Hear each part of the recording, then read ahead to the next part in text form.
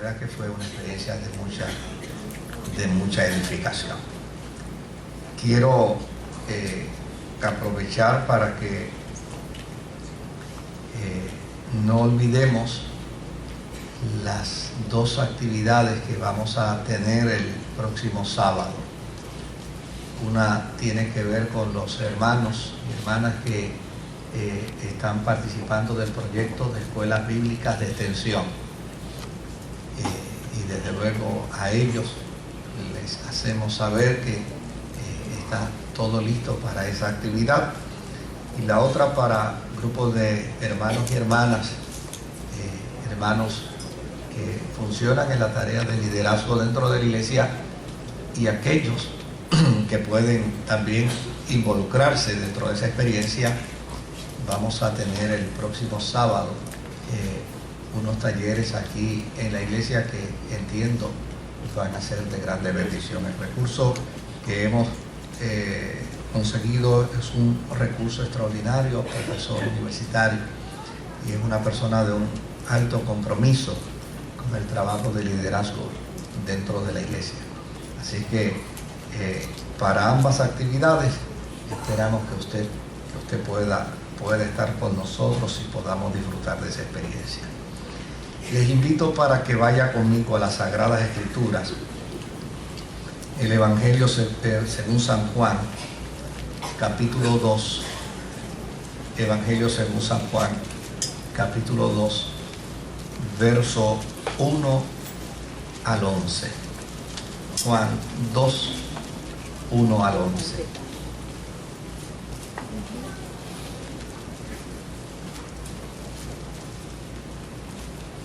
Y leemos de la Escritura a la gloria del Dios que es Padre, Hijo y Espíritu Santo. Amén. Al tercer día se celebró una boda en Caná de Galilea y la madre de Jesús se encontraba allí. También habían sido invitados a la boda Jesús y sus discípulos. Cuando el vino se acabó, la madre de Jesús le dijo: ya no tienen vino.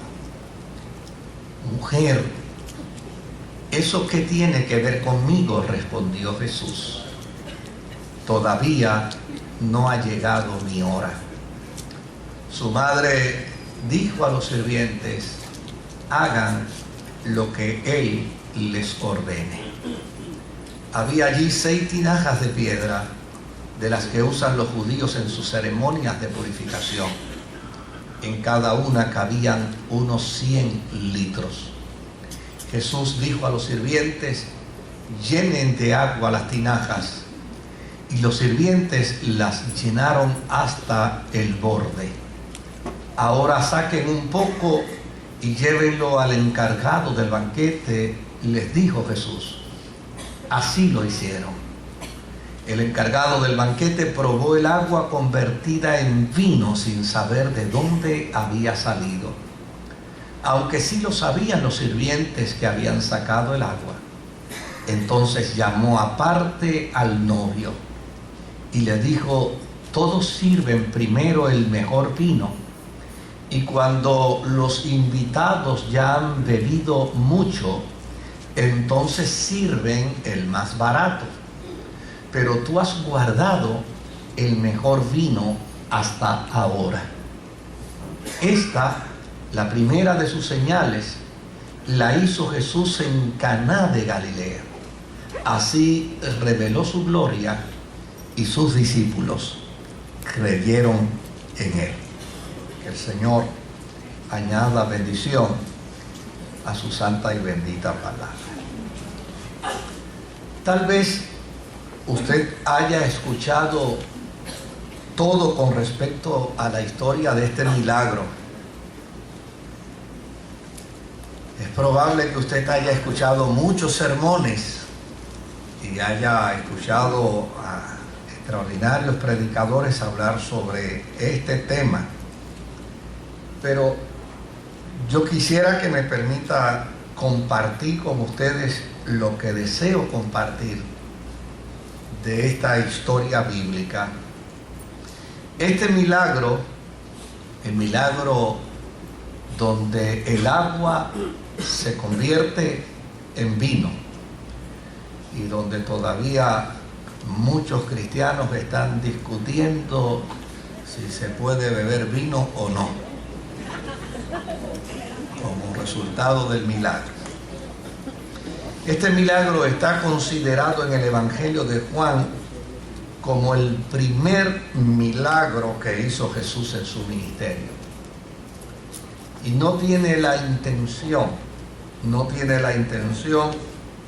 de dar o quitar licencia sobre ese particular. Para eso hay otros pasajes bíblicos, hay otras enseñanzas bíblicas. Pero este milagro no es para eso.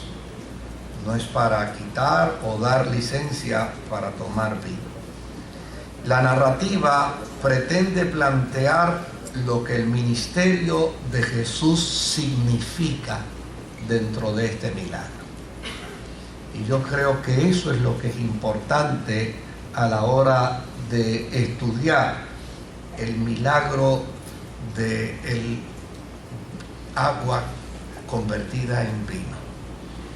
¿Qué significado tiene este milagro dentro del ministerio de Jesús en su tiempo? ¿Qué implicaciones teológicas tiene este milagro? ¿Y por qué este fue el primer milagro? ¿Por qué no fue el segundo? ¿Por qué no fue el tercero? ¿Por qué no fue el último milagro? ¿Por qué fue el primer milagro? Y desde luego, eso es lo que a mí me gustaría compartir con ustedes y con la radio audiencia en esta mañana.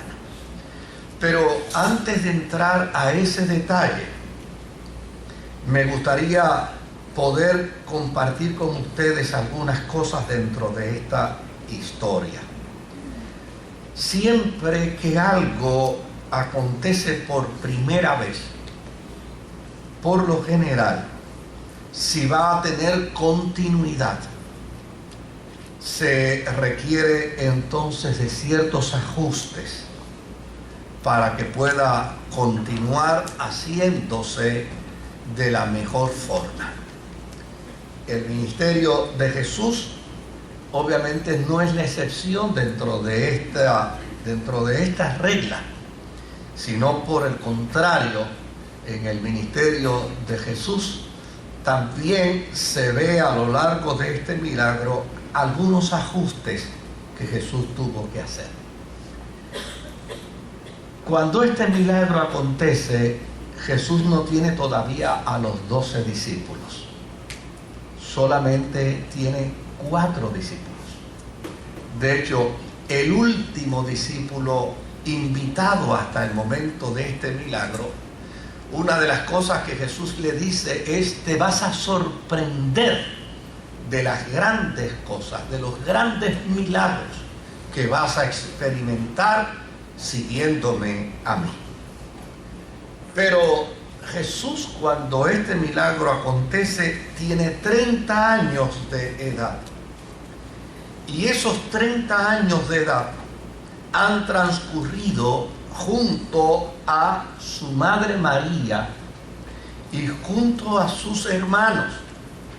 Y de seguro Jesús ha desarrollado una relación donde su madre lo que pida para Jesús es una orden,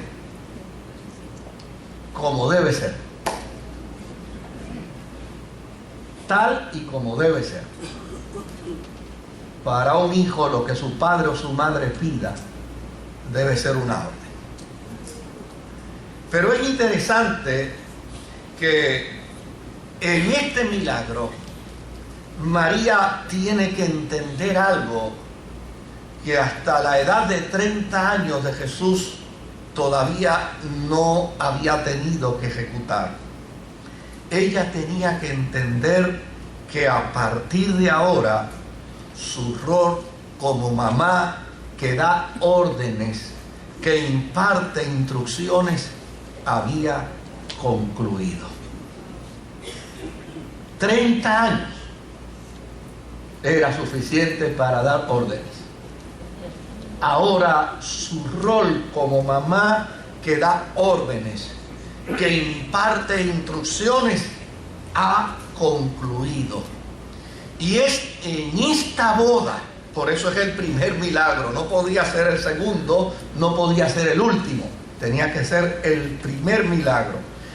Es en esta boda donde ella por fin entiende ese elemento de trascendencia en la persona de Jesús, de hombre a verbo encarnado de Dios. Para alguna gente puede resultar alguna expresión irrespetuosa, sobre todo en Reina Valera, cuando dice: mujer, ¿qué tengo yo que ver contigo? Y hay gente que dice: Dios mío, qué mal criado. Realmente no es una mala crianza, es un término de distinción, pero es un término de distinción que tiene una implicación muy seria. Note bien que no le dijo mamá, le dijo mujer. Y note bien que no solamente le hace entender que ya no hay una relación donde ella da órdenes, sino que ahora hay una relación donde él está esperando el último segundo de instrucción del Padre para entonces comenzar a funcionar, no desde la perspectiva del Hijo de María, sino desde la perspectiva del Hijo de Dios. Y eso se ve perfectamente claro dentro de esta historia. Un elemento que es importante es que dentro de este milagro empieza el primer ajuste entre la relación de Jesús con María, su madre, y en la relación de Jesús con su Padre. Note bien que es en este milagro donde se rompe el vínculo de esa relación materno-filial y donde por primera vez Jesús le está diciendo a su madre: lamentablemente, a partir de ahora ya no me sujeto a tus reglas, a partir de ahora me sujetaré a las reglas de mi Padre. Pero a renglón seguido me llama la atención de que le está diciendo simultáneamente: todavía no ha llegado la hora para yo realizar milagros. No ha llegado esa hora. Desde luego, hay quienes plantean dentro de la historia que esta fue la boda de Juan, y que la razón por la que María tiene una relación de liderazgo dentro de esta boda, note bien que la gente vino donde ella y le dijo: mira, el vino se acabó. Es como resultado de que esta es una boda de intimidad familiar, que esta es una boda donde aparentemente ella jugaba un papel de organización dentro de la misma. Eso han planteado algunos teólogos sobre el particular. Pero a fin de cuentas no quiero perseguir ese objetivo, por eso prácticamente lo estoy pasando por alto, porque lo que yo quiero conseguir como objetivo en esta mañana es la implicación de esta boda. ¿Por qué esta boda? ¿Por qué este incidente? ¿Por qué esta circunstancia? ¿Por qué estos ajustes? ¿Por qué es importante que dentro de esta boda haya una ruptura en la relación materno-filial de Jesús con María y se comienza entonces una relación perfecta entre el Padre y el Hijo? Note bien que el otro elemento que aquí se resalta es el elemento del cronos y del kairos. Es decir, todavía no ha llegado mi hora de hacer milagros. María le ha hecho saber a Jesús: se acabó el vino, algo tiene que suceder aquí, algo tiene que pasar aquí. Pero la respuesta de Jesús es: no ha llegado mi momento de hacer milagros. El kairos de Dios, el tiempo de Dios, no se determina a base de una hora en específico, sino más bien se determina en el conocimiento de la voluntad de Dios. ¿Cuándo es la hora de Dios? La hora de Dios es cuando Él decide que sea su hora. No sé si lo puedo explicar mejor. Usted puede mirar el reloj y decir 9:10. Dios puede decir: son las 11 de la noche.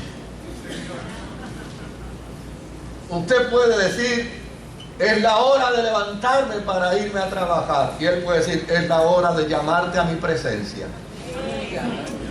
Tal vez no le gusta eso mucho a la gente.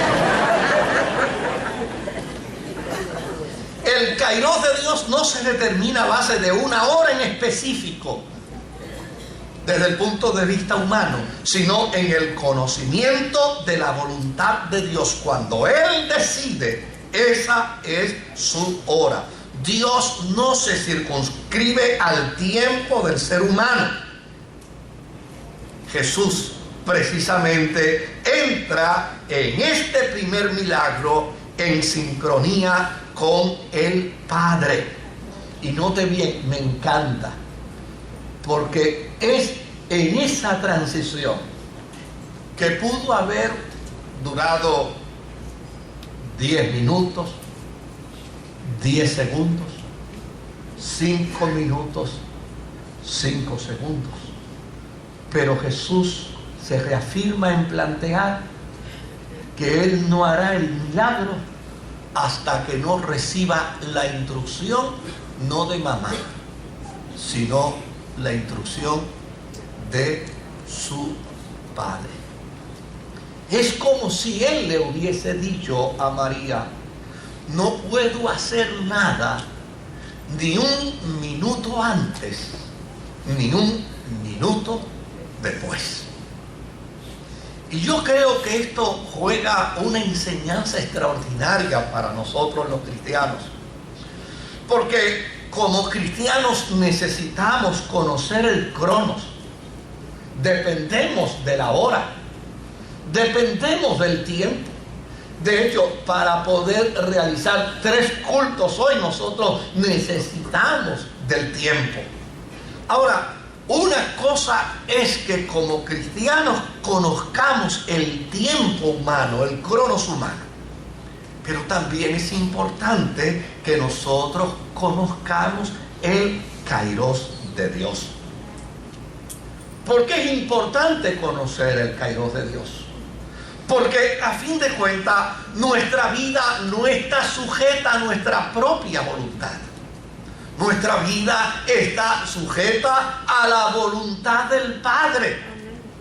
Y para poder vivir una vida de sujeción a la voluntad de Dios, no podemos pensar como nosotros querramos pensar dentro del marco de nuestro tiempo, que es limitado. Nuestro tiempo tiene, oiga bien, nuestro tiempo tiene horas, nuestro tiempo tiene semanas, nuestro tiempo tiene meses, nuestro tiempo tiene años, pero sigue siendo limitado. El tiempo de Dios es ilimitado. Para el Señor un día es como 1000 años y 1000 años es como un día.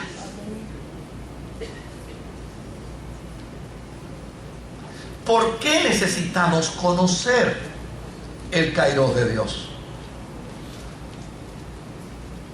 Porque el deseo más profundo de nuestro corazón en términos de nuestra relación con Dios tiene que darse en términos de su voluntad. Hágase en mí tu santa voluntad. Y para que la voluntad de Dios se haga en mí, oigan, el reloj que yo tenga puede ser un reloj carísimo, pero para que la voluntad de Dios se haga en mí, mi reloj no sirve. Solo es el reloj de Dios. En Dios todo se alcanza dentro de su reloj. Me encanta las veces que en las Sagradas Escrituras se plantea y dice: y venido el cumplimiento del tiempo. De hecho, el caso del nacimiento de Jesús se da justo en el cumplimiento del tiempo. Para que pudiera darse el cumplimiento del tiempo, tenía que cumplirse un sinnúmero de profecías. Profecías que tenían que ver con Israel y profecías que tenían que ver con el oriente. Profecías que tenían que ver con pastores y profecías que tenían que ver con magos de oriente. Profecías que tenían que ver con una estrella y profecías que tenían que ver con todo el firmamento. Profecías que tenían que ver con los hombres de Israel y profecías que tenían que ver con gente de otras nacionalidades. Para poderse dar todo ese elemento en el marco de una sincronía perfecta, no se podía utilizar el reloj humano. Tenía que utilizarse el cronos de Dios. Si nosotros aprendiéramos esa verdad, si aprendiéramos que en el Señor es mejor, que en el tiempo de Dios es mejor, que en el tiempo de Dios es mejor conseguir trabajo, que en el tiempo de Dios es mejor para cada circunstancia de la vida, que en el tiempo de Dios es mejor para manejar las circunstancias con nuestros hijos, que en el tiempo de Dios es mejor para ver milagros de Él.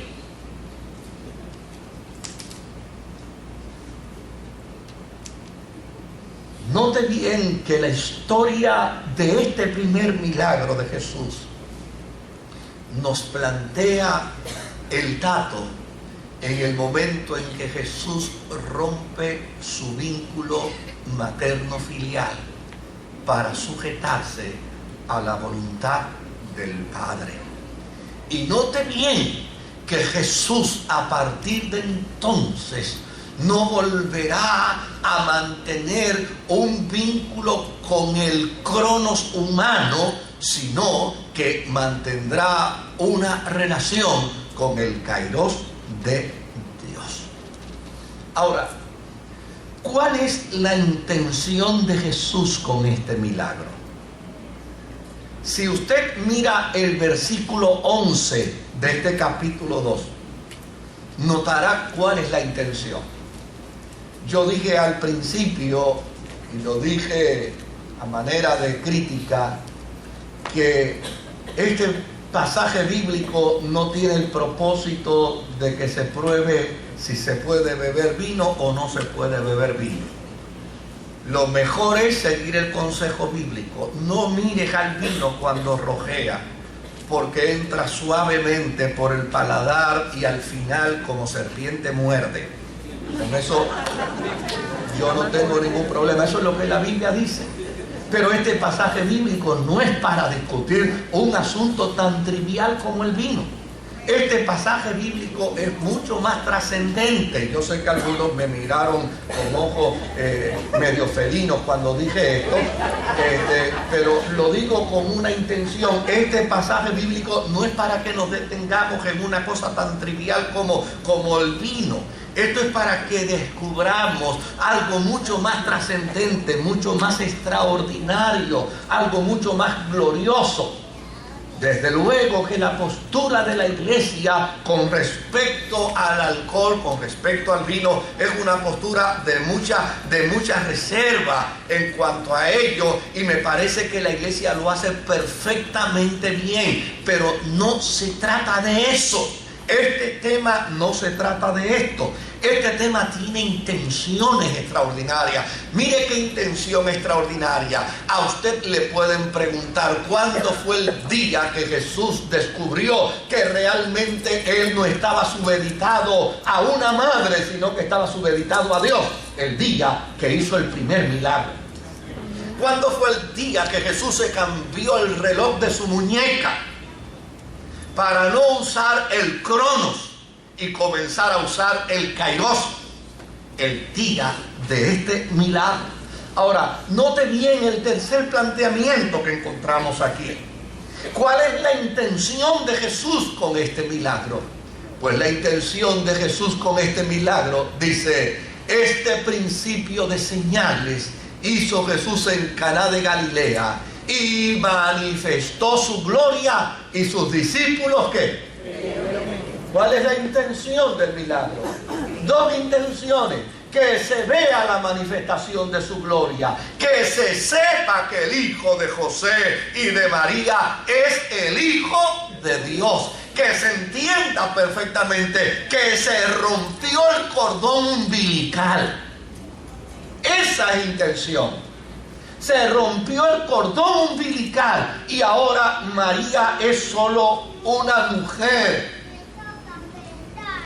que no tiene injerencia sobre Jesús en cuanto a las cosas espirituales. Ahora él se sujeta a la voluntad del Padre.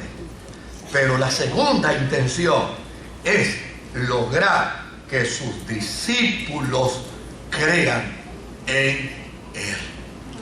Dije que había que hacer ajustes. Este milagro es para ajustes. Oiga, es imposible andar detrás de Jesús si no se va a creer en él. De hecho, en ocasiones Jesús escogió discípulos para hacer milagros. No se los llevó a todos, porque pensaba que la fe de algunos todavía no había crecido lo suficiente como para estar en el escenario de ese milagro. Cuando él fue a resucitar a la hija de Jairo, dice la Escritura literalmente que no se los llevó a todos, solamente se llevó a Juan, solamente se llevó a Pedro y a algún otro de sus discípulos, pero no se los llevó a todos. La razón de ello es porque llana y sencillamente no podían dar con todos los discípulos, porque el nivel de fe de unos y de otros no era el mismo. Si los discípulos de Jesús no van a creer en él, no se puede lograr efectividad en su ministerio. Mire, uno de los grandes problemas del ser humano es creer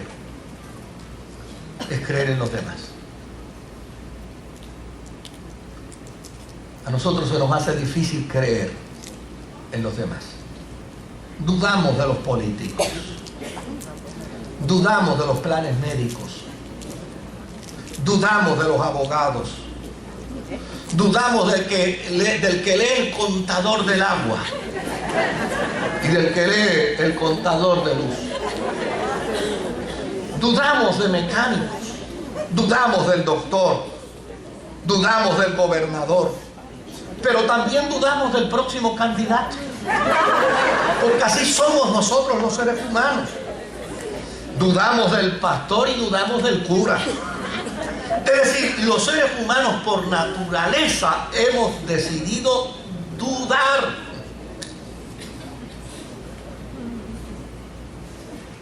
Y yo creo que uno de los grandes problemas que tienen las sociedades hoy es precisamente el gran problema de que no hay sentido de confianza.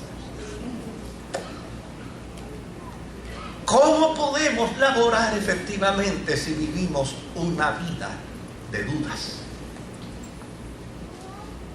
Si desconfiamos de todo lo que está en nuestro entorno. Si desconfiamos hasta de una sonrisa, desconfiamos de un saludo, desconfiamos de un buen propósito, de una buena intención. ¿Cómo podemos desarrollarnos, si vivimos y nos pasamos la vida dudando? El gran problema es que ese mismo sentimiento y esa misma conducta también la traducimos en la dimensión espiritual. También caemos en la trampa de dudar de Dios.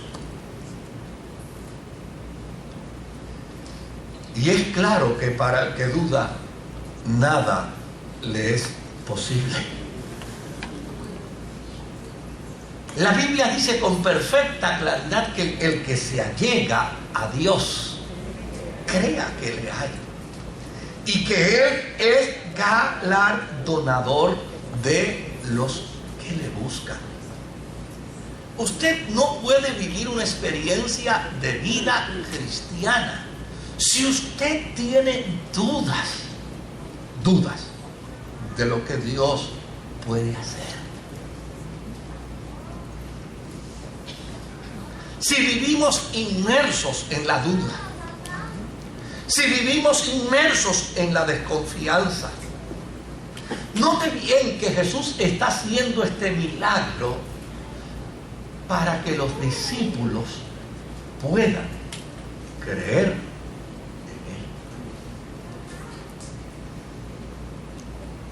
Ahora, si yo preguntara en esta mañana, en la vida de cuántos Dios ha hecho milagros, estoy seguro que todos levantamos la mano, porque la vida misma es un milagro. Despertarnos esta mañana es un milagro. Llegar al templo es un milagro.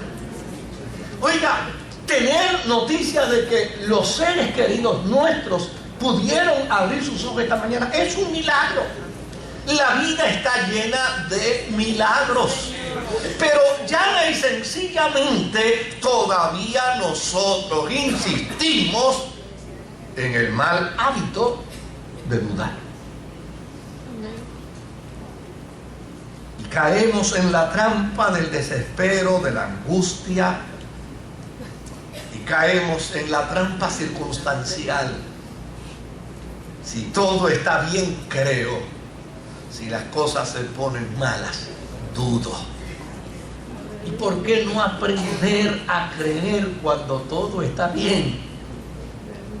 ¿Y por qué no seguir creyendo cuando las cosas se ponen mal?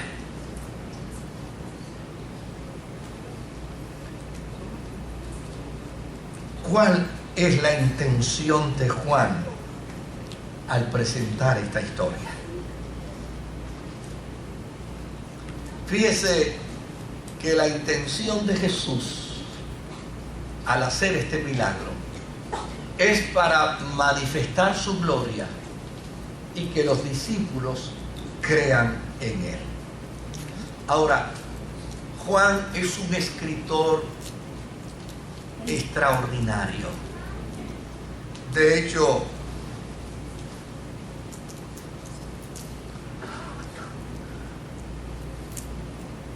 alguien me dijo una vez, bueno, tú cuando hablas de Juan dices que es extraordinario y después cuando hablas de Lucas también dices que es extraordinario. Yo le dije, es que hay que verlo desde su perspectiva. Hay que verlo desde su perspectiva. O sea, si el Evangelio de Marcos se le envía a los griegos no lo iban a aceptar. Primero, porque estaba escrito en un mal griego. Una porquería de documento. pues no lo van a aceptar, porque no está escrito en un griego culto. Si el documento de Mateo se lo envían a los griegos tampoco lo iban a aceptar, porque obviamente todo el aparato, toda la infraestructura del documento está centrada precisamente en la experiencia cultica judía. Y para los griegos el judaísmo es algo que ellos no van a aceptar bajo ninguna circunstancia. Pero el documento de Juan es interesante, porque el documento de Juan está pensado como cristiano, pero está planteado como griego. Está pensado desde una perspectiva meridianamente clara en términos de la fe en Jesús, pero se pretende explicar de manera que el griego, en el contexto de su filosofía, en el contexto de su mitología, pueda entender la verdad del Evangelio de Jesús. Y desde luego, cuando Juan escribe esta historia del primer milagro de Jesús, lo hace no tanto como una historia de un milagro de transformación de agua en vino, sino lo hace en el contexto de una transformación de ley en gracia. Es decir, Juan quiere probar que quiere probar con este milagro que la ley judía dio paso a la gracia de Jesucristo. ¿Y cómo lo hace? Con el lenguaje del milagro de convertir el agua en vino. Número 1. ¿Por qué es el primer milagro? ¿Y por qué se da dentro de este contexto el primer milagro? Note bien que el primer milagro se da en una boda. ¿Por qué se da en una boda? Porque a fin de cuentas Jesús es el novio.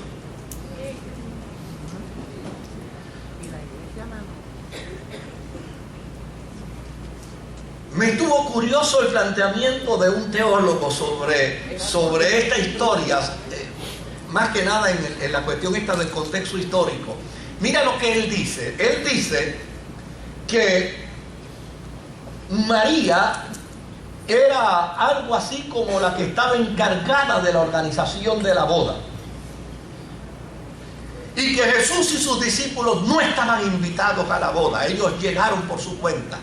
Y por culpa de Jesús y sus discípulos fue que se acabó el vino, porque a fin de cuentas no había suficiente vino como para seguir invitando gente. Y ellos eran 5 que habían llegado ahí. Esa es la forma como este teólogo introduce el contexto histórico, ¿no? Pero a fin de cuentas, mira lo que plantea Juan. Es en una boda donde se hace el primer milagro que va a anunciar lo siguiente: ha llegado la hora para una extraordinaria transformación.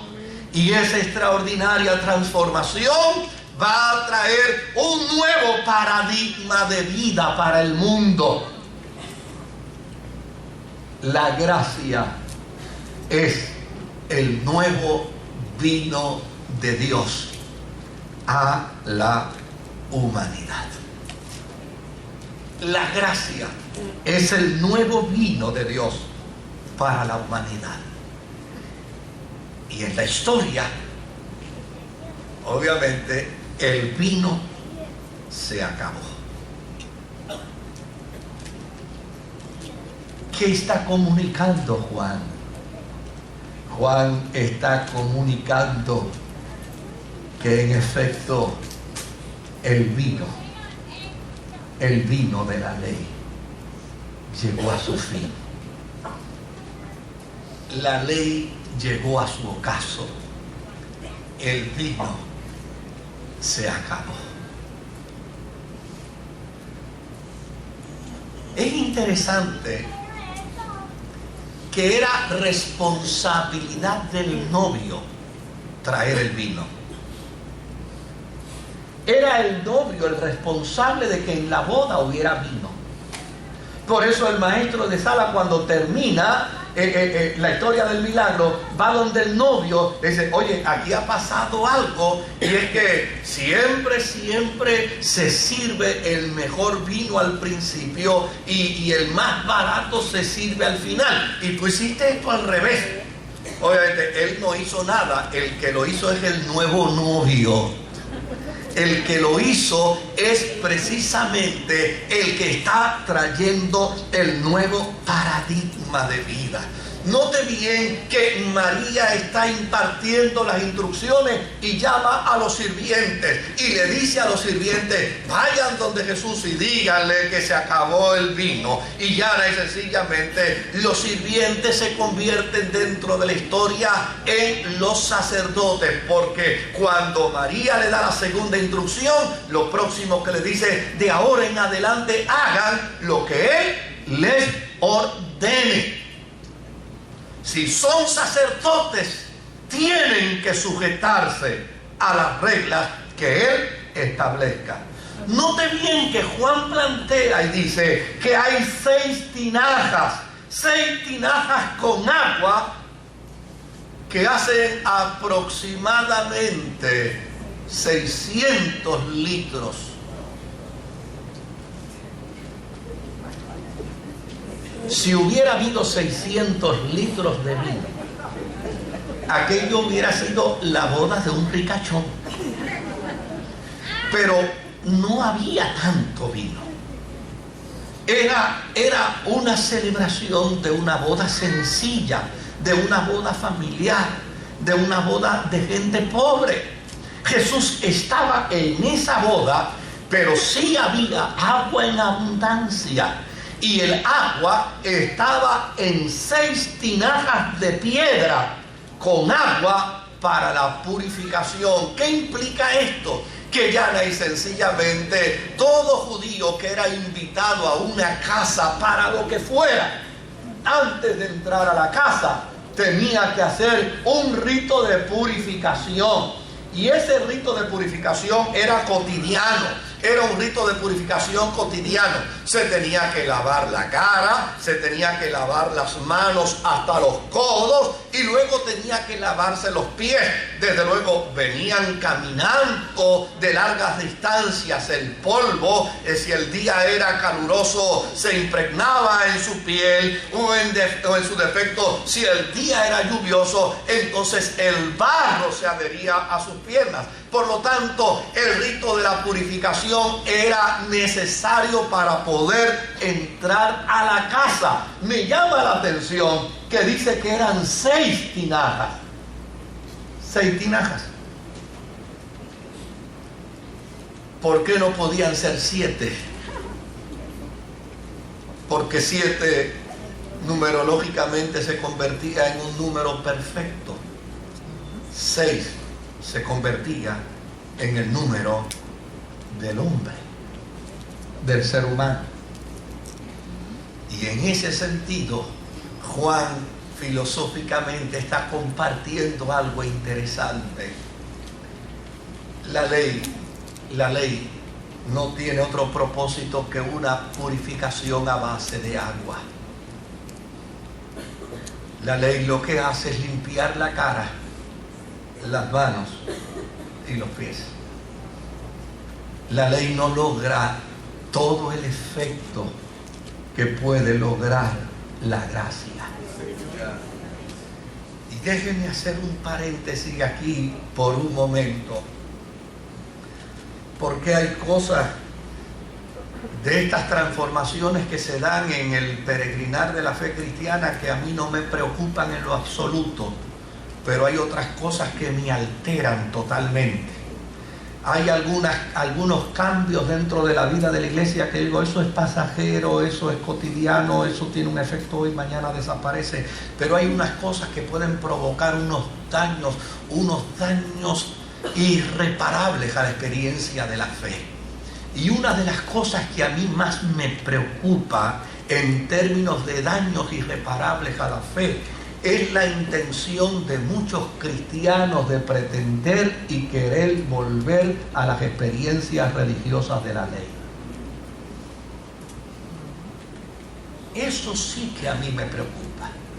Me preocupa la cantidad de cristianos que andan obstinados a una experiencia religiosa judía,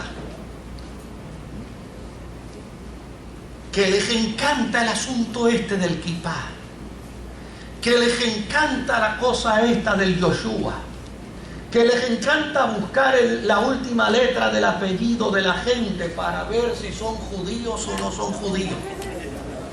Esas cosas sí que a mí me preocupan mucho, porque por experiencia he descubierto, óigame bien, no porque me lo han contado, es porque lo he vivido. He vivido la experiencia de gente cristiana que, pretendiendo encontrar raíces más profundas de su fe cristiana en el judaísmo, han terminado negando a Jesús y abrazándose al judaísmo. Y eso a mí me preocupa mucho.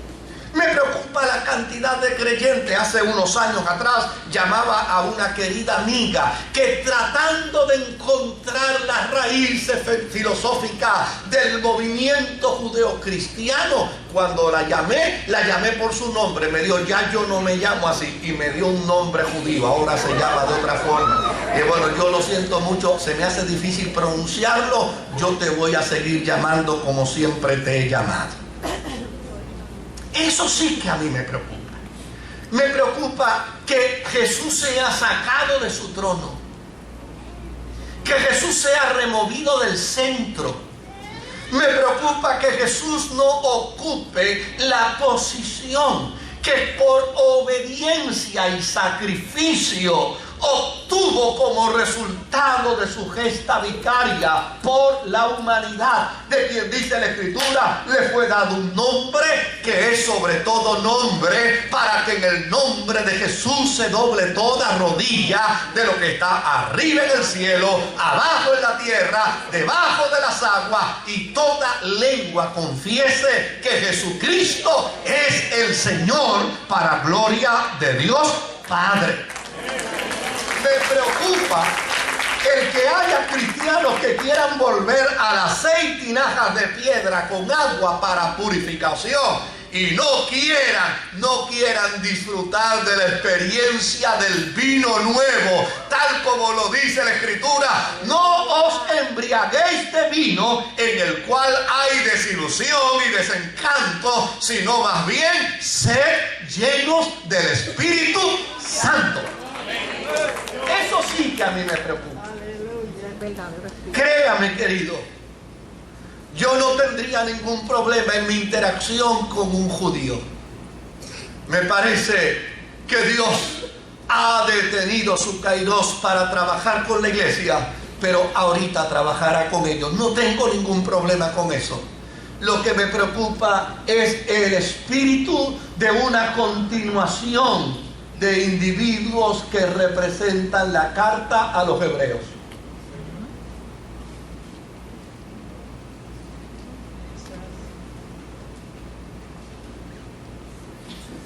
Y que cuando escucha, déjeme decirle más. En tiempos pasados, en la celebración de la Navidad, pregunté por una persona cristiana que en otras ocasiones había gustado de sentarse con nosotros a cantar villancicos. Pregunté por la persona y mira la respuesta que me dieron.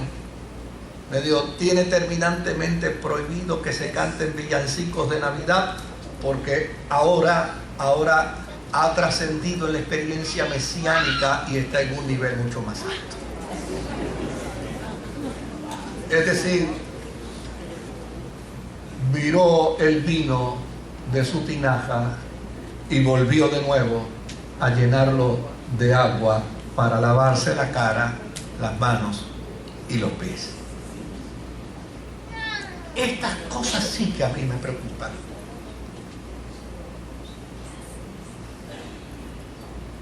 Me preocupa que se nos olvide la gran defensa de fe que tuvo que hacer Pablo, que tuvieron que hacer los apóstoles, que tuvo que hacer la iglesia en los primeros siglos. La gran defensa de la fe para validar el concepto glorioso de la gracia. Y ahora sí me preocupa que haya cristianos que quieran volver de nuevo a la ley. Esta historia nos habla de estas verdades. 6 tinajas de piedra con agua para la purificación. Y nota bien lo que hace Jesús con ella. Ordena. Desde luego estaban ya medias vacías, porque ya se habían usado. Y Jesús ordena que las vuelvan a llenar. Llénalas de agua. Porque desde luego, para que haya el milagro de la gracia, tenía que haber agua de la ley. Pablo dice que la ley vino primero. Y no plantea la ley como algo malo, sino todo lo contrario, plantea la ley como algo bueno. La ley fue el ayo que permitió que la gracia entonces entrara para alcanzar a toda la humanidad. Jesús invita a que llenen las tinajas de agua, y una vez llenan las tinajas de agua, entonces da la instrucción y le dice a los sirvientes: lleven esto ustedes que en el pensamiento de Juan son los sacerdotes. Lleven esto ahora al maestre de sala, que en la mente de Juan probablemente es el sumo sacerdote, es el que sabe, es el que conoce, es el que distingue. Y cuando le llevan al maestre de sala el agua convertida en vino y él lo prueba, queda maravillado.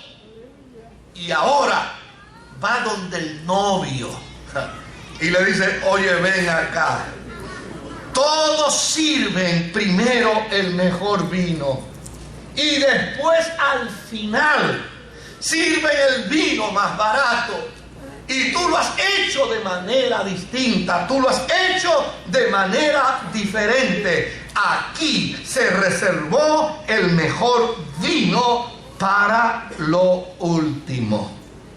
¿Cuál es la intención de Juan con esta historia? La intención de Juan con esta historia es decir que el vino que se dejó para lo último en esta boda es el vino que demarca el nuevo paradigma de la fe, el vino de la gracia. La iglesia del Señor no es el resultado del agua en las 6 tinajas.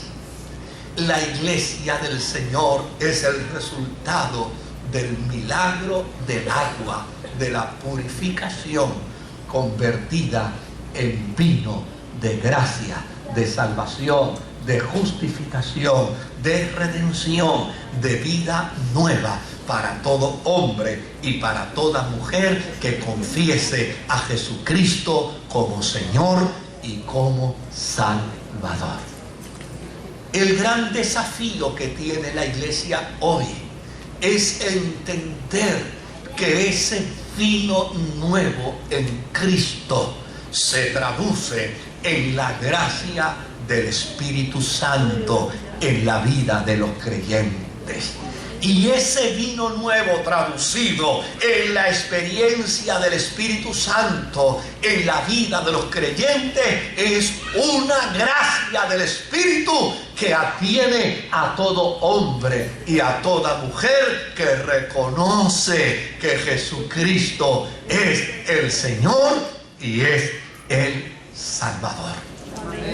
Esta historia guarda un particular interés en su recordación, no para discutir aspectos religiosos o dogmáticos con respecto al vino.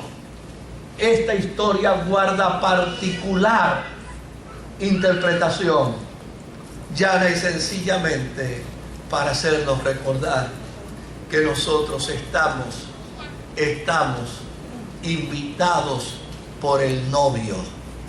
Amén. Que no nos dio nada más que el último vino que se va a dar para la última boda. La iglesia está precisamente en la celebración de la última boda y para ello está bebiendo del último vino.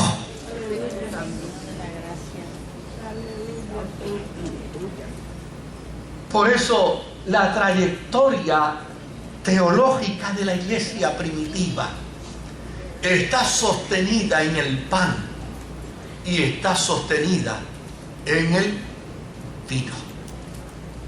En ese proceso de recordación, en ese proceso que nos invita a nosotros a concienciarnos, el vino es traducido en la sangre de Jesucristo derramada por nuestros pecados. Y es como resultado de ello que el hombre de Dios y la mujer de Dios hoy vive inmerso en la experiencia del novio, que es Jesucristo, que cuando invita a su boda, no invita para dar agua de purificación, sino invita para dar vino de gracia, vino de perdón, vino de compasión, vino de misericordia, vino de paz, vino que nos hace a nosotros hijos e hijas del Dios del cielo. El Señor me los bendiga.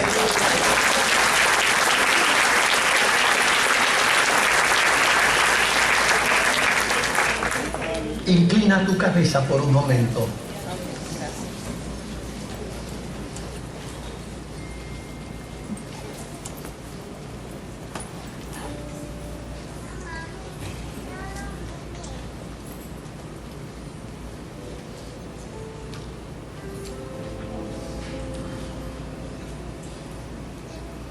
Señor, gracias te damos por lo que tu palabra nos enseña.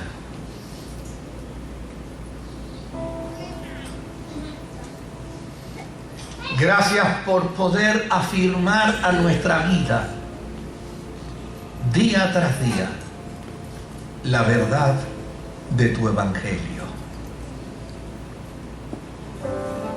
Estamos agradecidos de ti, Señor,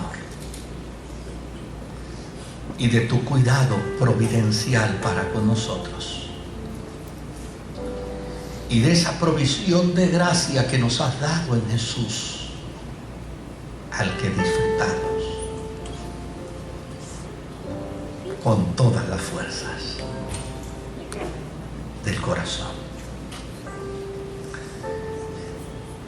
Si hay alguien entre nosotros en esta mañana que desea abrazarse a Jesús, que desee reconciliar su vida con Dios, que desee darle a Dios una oportunidad para que le transforme y le cambie. Si hay alguien, yo le invito para que donde esté me levante su mano. Me encantaría orar a Dios por usted. Si hay alguien, levantándome su mano, me hace saber que puedo orar a Dios por usted. Si lo hay, yo lo invito en el nombre de Jesús.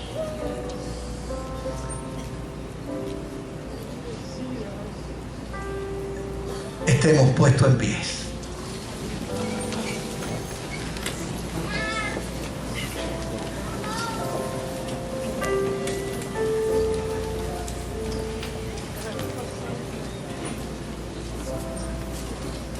Gracias, Señor. ¿Te atreves a levantar tus manos al cielo y bendecir al Señor? No somos el resultado de un agua de tinaja. Somos el resultado de un vino nuevo, de un vino de gracia, de un vino de salvación. Dale gracias al Señor. Padre, gracias te damos en esta mañana por esta oportunidad que nos has dado de estar en tu casa, de poderte adorar, de poderte bendecir. Esta oportunidad que nos has dado de poder honrarte y reconocer que Jesucristo es el centro de la vida. Jesucristo es el centro de la vida de tu pueblo. Toda adoración, toda honra, toda alabanza, todo honor es para Él. Gracias por esta reunión con mis hermanos y con mis hermanas, por este tiempo de adoración y por esta oportunidad de tu palabra. Ahora permítenos salir en tu paz y permite a los hermanos que vienen para nuestra segunda y tercera reunión vivir una experiencia de cercanía profunda y gloriosa en Jesucristo. En el nombre de Jesús. Amén. Que Dios me los bendiga. Saluda a su hermano. Saluda a su hermano.